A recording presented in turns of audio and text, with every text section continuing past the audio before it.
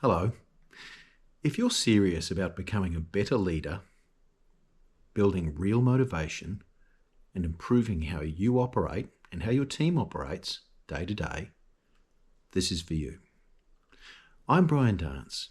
I've spent the last 30 years working in high-performance environments where results matter and where leadership is tested in real time, not theory.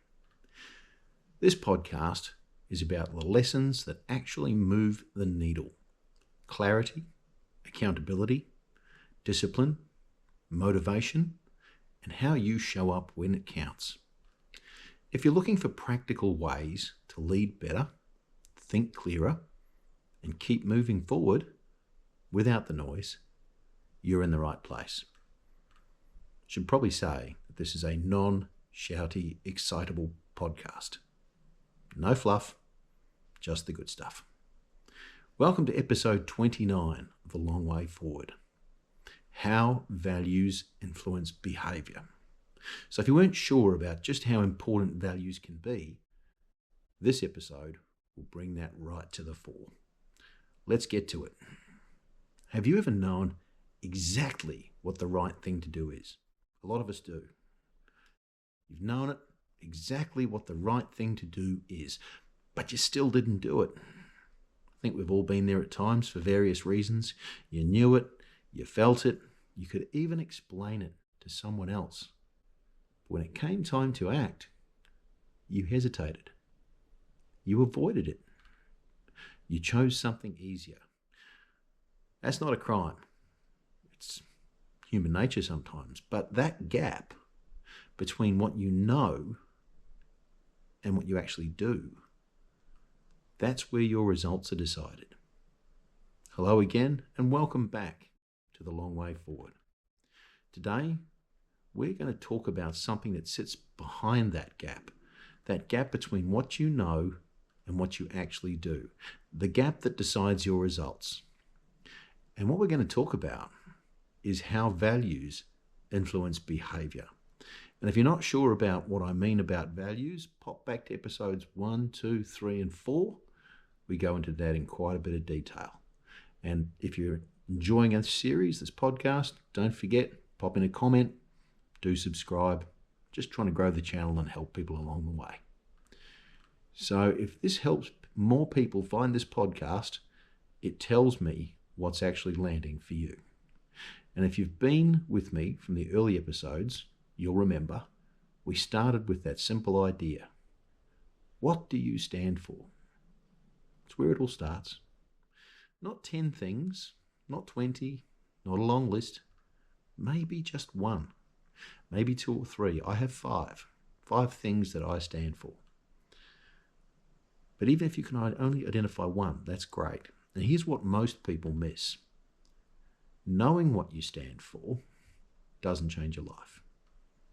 Living it, now that will change your life. Living what you stand for.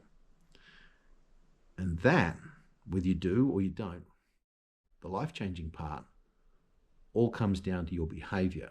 And yes, it's results changing, and results changing are usually salary changing and mortgage changing and life changing. So living your values can very much and will determine your results, because the behaviour that follows through with that is where everything becomes real. So let's just hark back. Let's be honest. Honesty is a great policy. Most people already know what they should do.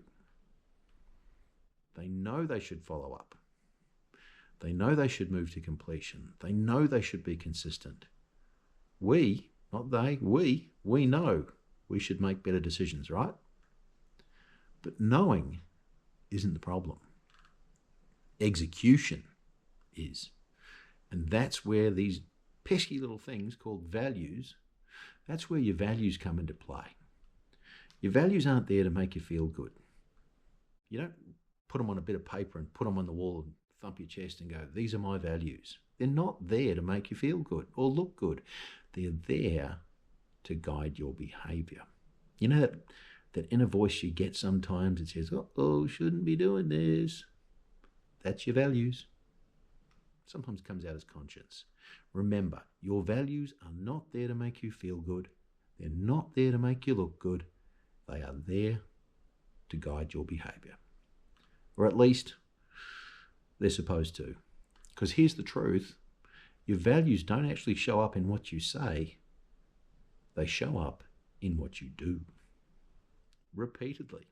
You can say you stand for integrity, but if you don't follow through, that's not your value. You can say you stand for excellence, but if you're always settling for when it's easier, well, settling for easier is actually your standard. That's your value. I want to balance that statement with something important too.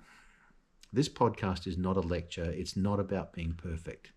Because I'm not perfect, you're not perfect, nobody is. There will be moments for all of us when we know what the right move is. And we still don't take it. That's part of the process. But what matters is not that moment. It's the pattern. It's knowing that it's happening and doing something about it. Because behavior, long-term behavior, is not one decision. We can all make one bad decision. Behavior is what you do consistently over time. So if you have a value and it tells you what the right thing to do is, and you don't do it and things don't go well, you remember, well, if I'd just stuck with what I believed in, it would have gone differently.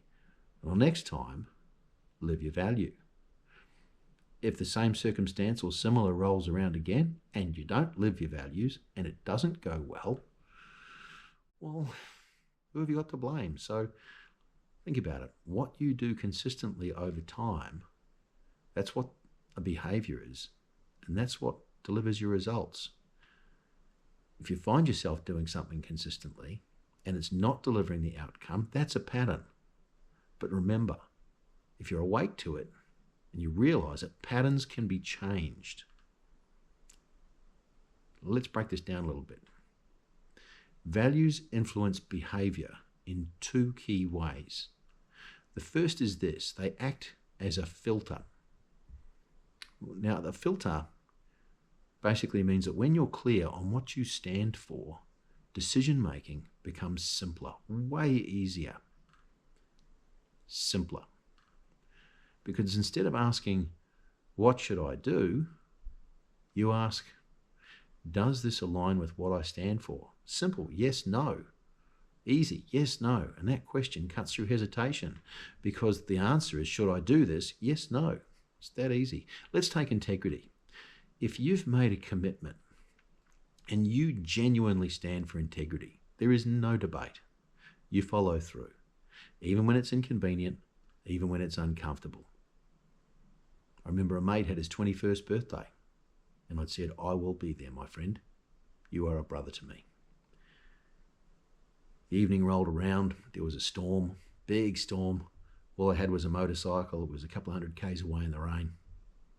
I got there late, but I got there. And when I got there, my friend was waiting for me. He said, mate, I never doubted you. I knew you were coming. I said, thank you, bit late. That's integrity. Now compare that to someone without that clarity. They negotiate with themselves. They justify. They delay. They stall. Same situation, different behaviour. Ooh, I want to go to his 21st, but it's a storm. Might get wet, might get cold. He's my best friend, or one of them. It matters to me, but it's wet. They make an excuse. And all that friend remembers is you weren't there. How does that impact your future outcomes? I think we can see the way forward from there. That is the power of using values as a filter. Now, the second way values influence behaviour is through standards. Not the standards you talk about, the standards you live and breathe.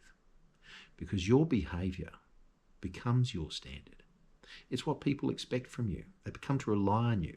They trust you because your behaviour becomes your standard. Now, trust can be a good thing or not so good thing, because if your behaviour is poor and your standard is poor, then people will trust that your outcomes are also poor. You know that noise Pac-Man makes when he dies? That noise. But if you consistently show up on time, for example, that becomes your standard.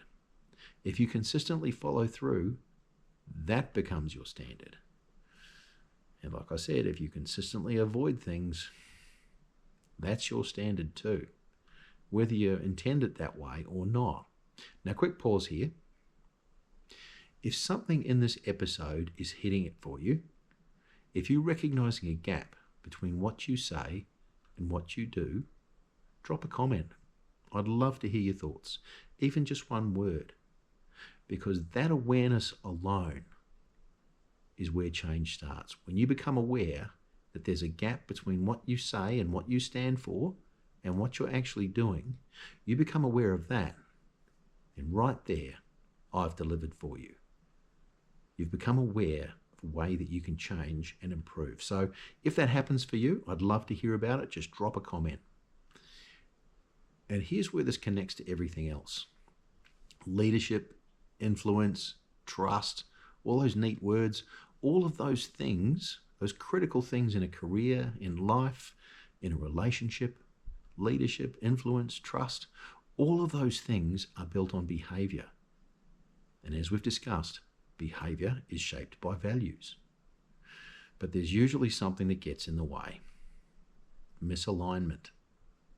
You say you stand for something, but your behavior doesn't match it. And as I said at the start of this episode, when that happens, you feel it.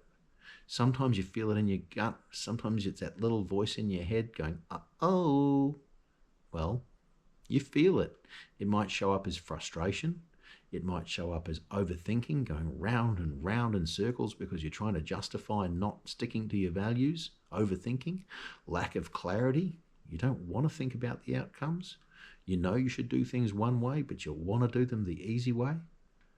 That's lack of clarity. That's how it can show up, because deep down, you know there's a gap between your values and what you're doing. And that gap creates the friction. The uncomfortable part about all of that is that closing that gap requires a scary thing called change. Now, change for many people is hard because change means doing something different. It means getting out of your comfort zone because the current behavior, you're used to doing it. It's easy. It's familiar. The reality, though, is that if you keep doing the same thing that doesn't align with your values, you keep doing that same thing, you already know the outcome. Nothing's going to change. You get the same outcome, less than ideal. So if you want a different result, if you want to improve, whether it be you, your relationships, your life, your career, it doesn't matter.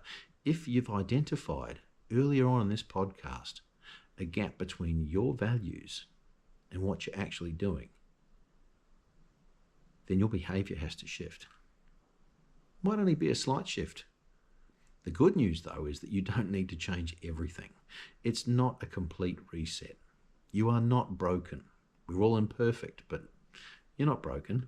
You just need awareness, which is what I'm trying to sort of bring forward. Once you have that awareness of that gap between your values and your behavior, and you've got the clear idea, hey, my outcomes aren't ideal, well, you've got the awareness. Great.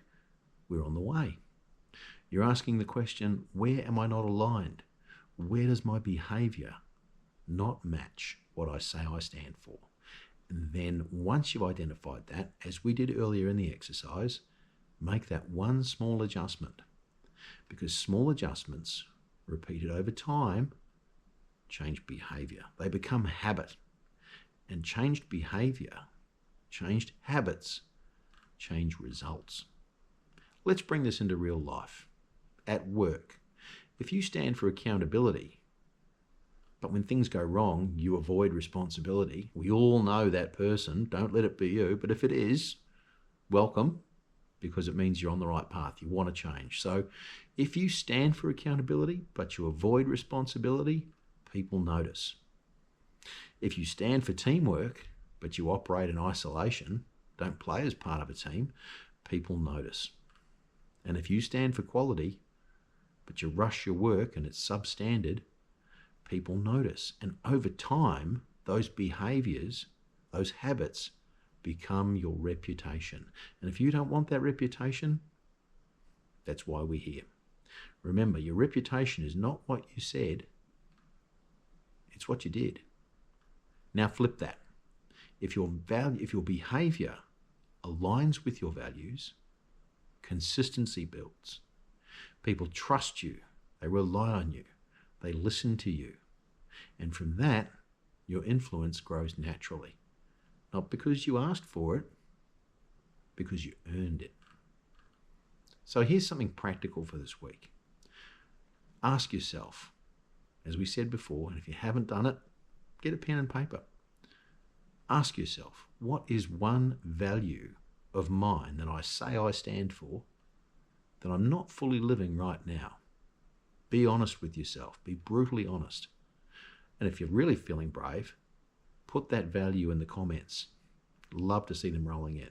But then ask, once you've found out what value that you stand for that you're not fully living, once you've found that out, ask yourself, what is one small behaviour that would bring me closer to that?